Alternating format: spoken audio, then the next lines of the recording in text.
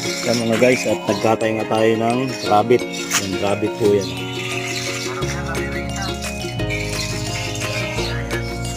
Katay tayo ng rabbit. At tikman po natin kung anong lasa. First time tayo magkatay ng rabbit. Yan yung ulo niya. Yung ulo niya.